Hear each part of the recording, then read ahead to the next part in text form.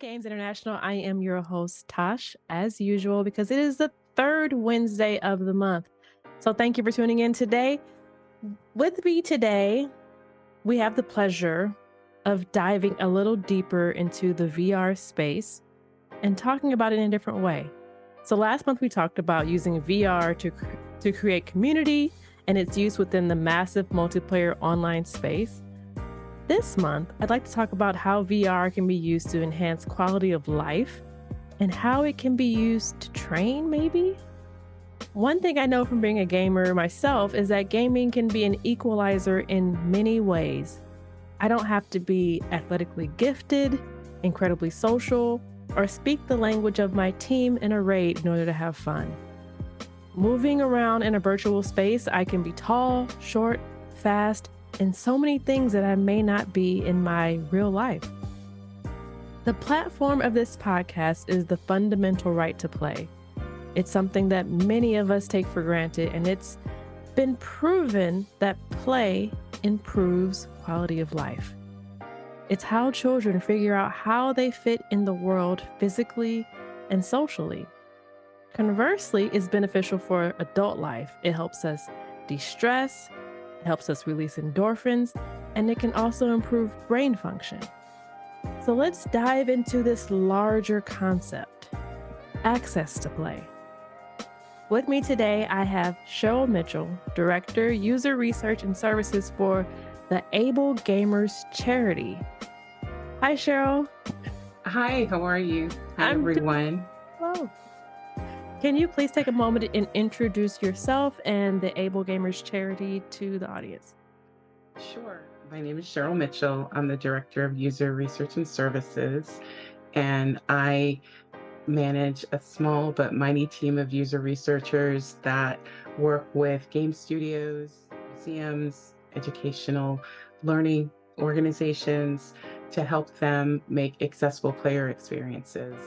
A lot of the ways that we do that is that studios will reach out to us, they'll share with us a slice of their game. We will advise them on how to improve the accessibility for people with disabilities. Sometimes they may ask us to use our players. We have a huge database of players with disabilities, and they would like them to test the game.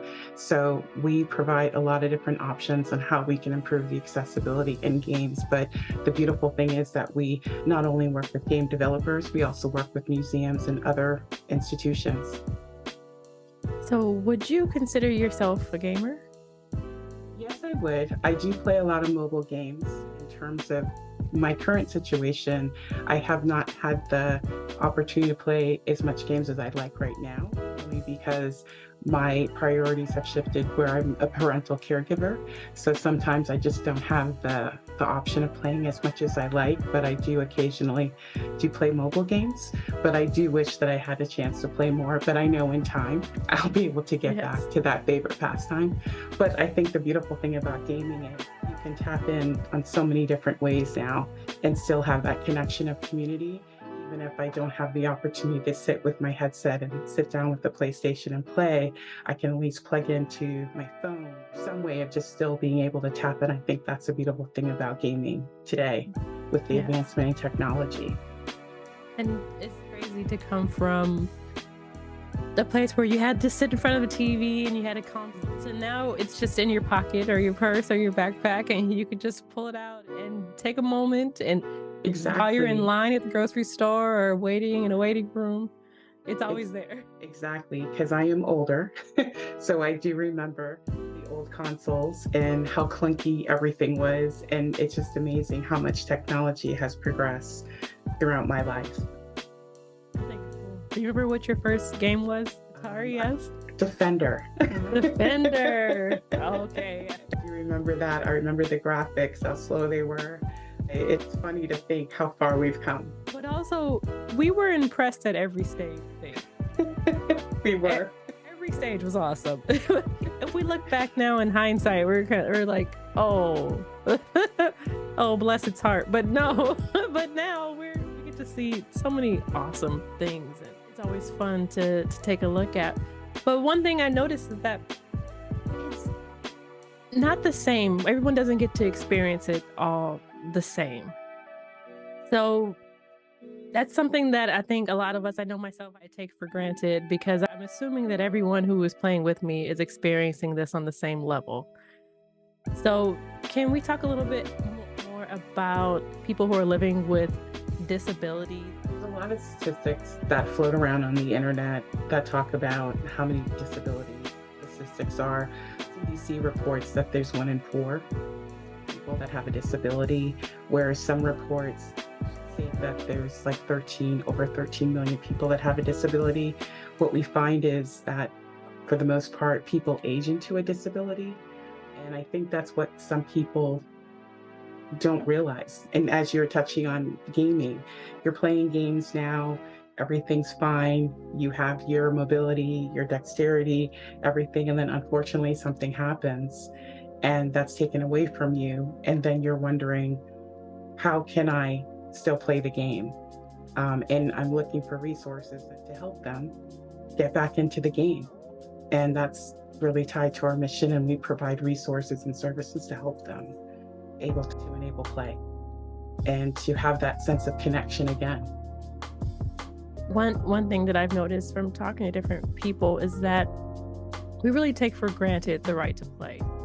Everyone is entitled to play. And so it's not trivial when someone loses that ability to do something that they enjoyed so much. And with that, I think can also become like a certain isolation, or because you're severed from something that you were so enmeshed in, or that was just a part of who you are. So now it's a loss of mobility, it's a loss of joy, and now there's isolation. So what are the different types of isolation that come along with living with a disability? It varies. I mean, someone with a disability is definitely accustomed to some form of isolation. It could be a matter of if you live in a rural area, part of the country where there's no broadband access, there's limited access to, that's why there's a digital divide. There's some people that are still can't access internet or have fast enough internet, which limits them from access to services. And that's just that's a public policy issue. So in terms of gaming,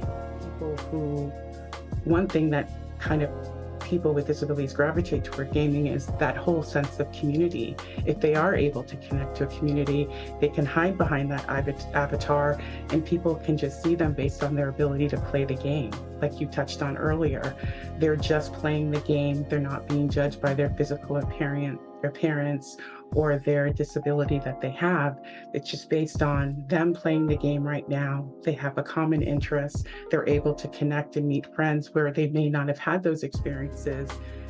Like laws like ADA, certain buildings, they've made provisions where you can have access into those buildings. But a lot of ADA, there's a lot of historic buildings that they can't access. So can you imagine being somewhere that you wanted to get into that you physically couldn't get into the building?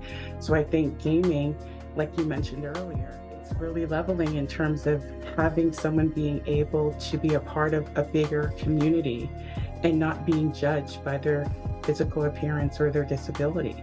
And I think that's why with our stakeholders, why gaming is so important to them, because they have this huge sense of connection and that they're able to be a part of something already judged. And I think that's a beautiful thing. And no one is focused on that disability. They're focused on the connection is based on your interests and you're playing. And that's all there is. And you're able to make friends and connections just based on that common interest. Just be able to play without having that barrier or those preconceived notions. That's something that really touches me about the gaming community. I had the privilege of going to PAX West. There was a moment where I'm walking around upstairs and I just felt so overwhelmed with gratitude because I saw so many different people with so many different interests coming together. So it was someone who was fully in just full cosplay with just a regular Joe, which it would be like me. And then it was just a variety of people all there for a common interest, just based on their enthusiasm for a game. And I think that a lot of people take for granted how unifying that can be and how important that is for so many people. To be accepted. you can't really say that loosely. Being acceptance is powerful, and especially without being judged.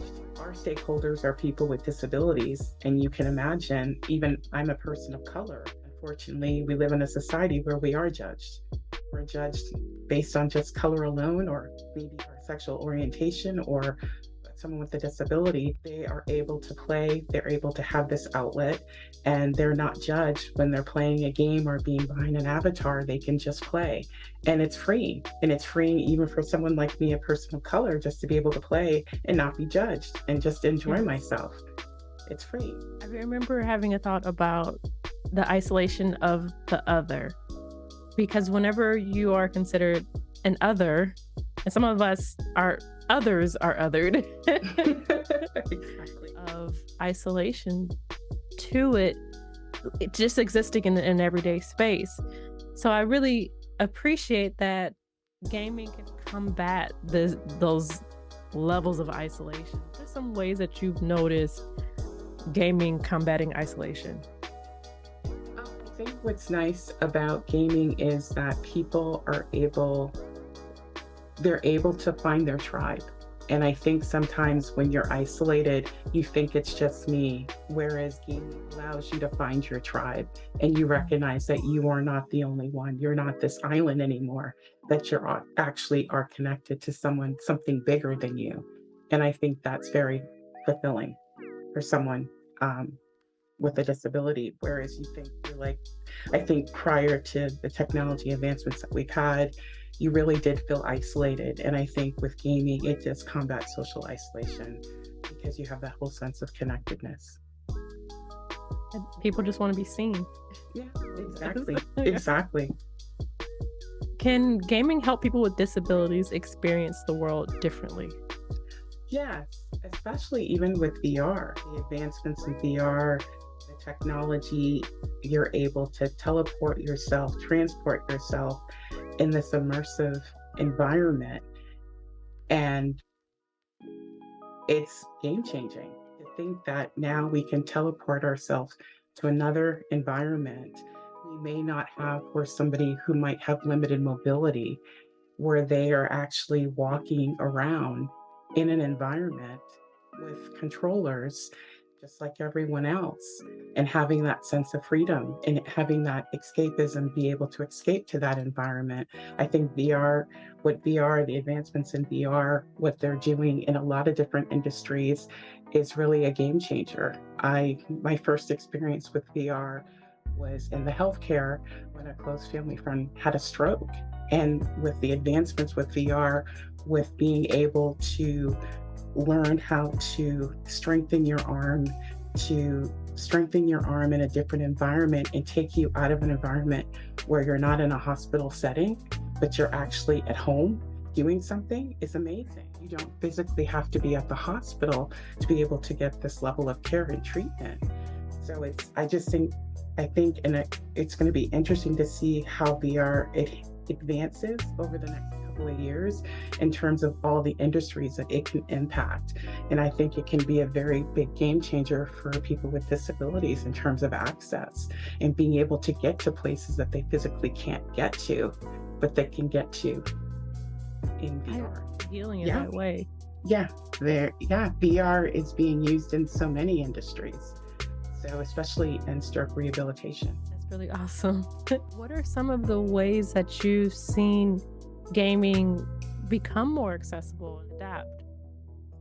We work with a lot of studios under NDA, but what's really interesting is that I can only talk about work that's already been publicly released, but Yes. it's interesting to see how the changes that have been made in terms of the accessible menu options. And when you think about what can be changed, what can be accessed for somebody who has limited mobility, how they're still able to play the game with somebody who is able-bodied, it's amazing in terms of the work that's being done and the advancements that are being made in gaming. Some of the things that I realized helps that I didn't notice at first were things like reading a menu. For when you hover over something, the menu is read to you. But it probably helps so many people who have visual disabilities or trouble reading or understanding words. But again, it ties back to some of these enhancements are enhancements that should not be quote labeled for someone with a disability. They're True. universal attributes that will be helpful for anyone. I know, yes, I have glasses, I use glasses, but it's helpful to be able to change the print, a larger print if needed when I am accessing a game or whatever, because I just prefer it. There are some Yes. people that prefer different preferences, changing of the contrast of the colors and all of that. Some of the design changes that we're seeing now, it just makes good design. It's That is not, very true.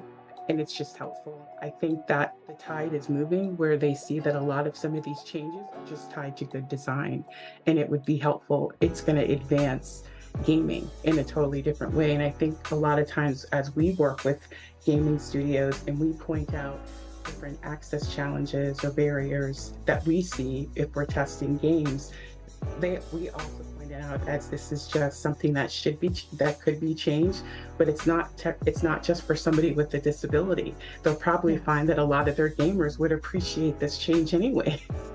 That's very true. Even I know I'm watching them say, but I have trouble understanding them because their lips aren't necessarily in sync. Exactly. So my brains, they're not talking to you. But It's now, not that you need the captioning, but you appreciate the I captioning. appreciate it so much. Now I understand. Now I'm tuned in, and I think that could be beneficial for a lot of people. Rather it's just something like, oh, we're doing this for someone. I think it's beneficial for gamers as a whole. Yeah, and especially going back to VR and how it's used, it can also be used in treating phobias. So if you have a phobia, think about it this way: if you have any anxiety disorders or phobias, you can actually use VR to overcome it because it can take you in those environments and teach you how to adjust and adapt. And like I said, I think VR is very powerful. I think of course, we're skimming the surface. There's more to come, but I think it's definitely a game changer for people with disabilities, especially in terms of access. To get into environments that they might not have physically been able to get into, but to actually be transported into it. That's a viewfinder. I remember saying that in the last episode. Can't go to Leaning Tower of Pisa, but you can have a viewfinder and you can Exactly. click through it and you could be there just for a moment. And Exactly. one thing my hope through these episodes is not only to remove the stigma, but also to have people approach this in a more empathetic way so that it so that people can just look at others as a whole rather than for what just suits me. What suits me? What do I need?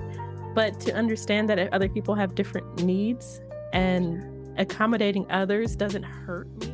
It That's my benefits hope. me. And I think that the tides are changing. I think the big push with diversity, equity, and inclusion, that whole movement, I think people are understanding the value of the benefits of all these stakeholders and being able, as we design, to be able to consider all of these stakeholders and also to remember to be respectful and to fundamentally treat people the way that you'd want to be treated. People with disabilities are no different. They're still a huge stakeholder, especially in the gaming community, in terms of they buy games. And I think it's great that the tides have shifted and gaming companies are seeing the need to, hey, we should incorporate these features. It makes sense. This is another stakeholder group. This is an important stakeholder group. Our audience, our consumers are aging. We need to think about this. What is a gamer who's been gaming, like from my generation, who's getting up there in age? I'm not going to put my age out there, but we need to think about this because the gamer, our demographic, is aging. Yeah. And we need to think about that. And there's so much variety, even within one family unit, to where if you make the game accessible, now this is a family event. It's not isolating different people in the family because they have an opportunity to play together. Exactly. The son can play with the grandmother.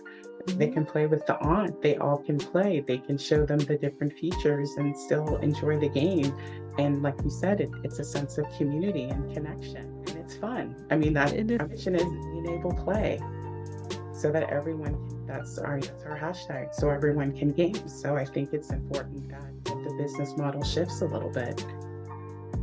I agree. So what are some ways that we can be supportive and empathetic to others without being performative? I think it still stems from remembering that people with disabilities are a stakeholder. We touched on this before, but I think sometimes people forget that basic element. And I think that it's just this whole level of equality, that we're all playing the game, be respectful of who's playing. I know through different reports, unfortunately, there's cyberbullying, and we see the bad side of the streaming and video games. But I think it's important that we stress the fact that the way we can be supportive and empathetic is just to treat people on that basic level. I think with COVID, it's shown that so many of us felt isolated. And I think for the longest time, people didn't understand people with disabilities and some of the struggles that they had until COVID happened. COVID happened and it affected everyone. It shut down the whole world, and the world finally realized what it's like for someone who may not have access to a building or transportation services, and what it's like to be stuck in a home for 24 hours a day. And so I think it's important that people remember that I think what we've learned from COVID is, unfortunately, is that we really can't take life for granted, and we really need to treat everyone equally. I fully agree. Yes. It is sad that it took a global pandemic to develop empathy, but here we are. Yeah, here we are. It's unfortunate it happened, but it's also in our case, with our mission, I think many people did not understand that until COVID happened, and they realized what social isolation is. And to be stuck in your homes like we were for months, or just venturing out with the mask on, for the few people that went out in the public, they understood that struggle and what it's like, and that whole longing and sense of community. And I think the benefits of gaming, even VR technology, the emerging technology that we have in VR, and what the capabilities can be, I think this just only strengthens the cause of how gaming is such a valuable tool, and how it can really help them belong, have that sense of belonging and that connectedness. Even if someone that has a mental disability, that whole connection and being able to identify and relate to others, even if they have a hidden disability, that they're able to log in, become the avatar, and just play and be centered around a group of people who are enjoying play. And how that can have so much power. State of happiness. Because I think people didn't value the state of happiness until after COVID. I agree. Gaming is one outlet to happiness, but I think people really now, after COVID, yes, it's unfortunate, and for all the people who lost loved ones, I'm very sorry, but it's unfortunate. But then again, so much we learned from that we now no longer take for granted. I agree. Let's not take these things for granted. It's up to us to continue this push for community, and to continue to be open and empathetic, and understand that what benefits other people, it benefits us, it benefits us all. So the more inclusive we are, the more aware we are, the happier I think we could be. And the better we are. The better we are. That is true. Just in self-improvement. And like I said, it all boils down to being respectful and recognizing people with disabilities as another prominent stakeholder, like no other stakeholder group that most companies and people interact with. Definitely. Yes. Thank you so much for being on Cheat Codes. Thank you to everyone who tuned in tonight and who's tuning in to listen to the podcast. Thank you, Cheryl Mitchell, for appearing on the show. Thank you to the Able Gamers charity. I really appreciate you taking the time to be here. No problem. And if Absolutely. And if you are a game developer or studio who's looking to improve their accessibility, we have a sister site, which is called accessible.games, where there are resources that you can read about how you can improve accessibility in your game. We also offer courses, and of course, we have research and evaluation services that we can provide as well. And we're a nonprofit. I just want to make sure everyone's aware we are a nonprofit organization, but feel free to contact me or contact the organization if you have any questions. Yes, please do that. Because it's up to us to make meaningful change. We And sure I can. wholeheartedly believe that. Thank you for having me. I really appreciate this opportunity to highlight our organization and our audience, our stakeholders. And like I said, if there are any questions, anyone with a disability has questions or is looking for resources to get into gaming, by all means, contact Able Gamers. Thank you. We will make sure to link that information in the show notes so that people can click that and get the information that they need. So thank you for tuning into Cheat Codes. I am your host, Tosh, with Women in Games International. Remember that a new episode streams every third Wednesday of the month. To stay in the know with Women in Games International, please visit us at getwiggy.com and subscribe to our newsletter. You can also find us on multiple social media platforms at GetWiggy. Take care, and we will chat soon.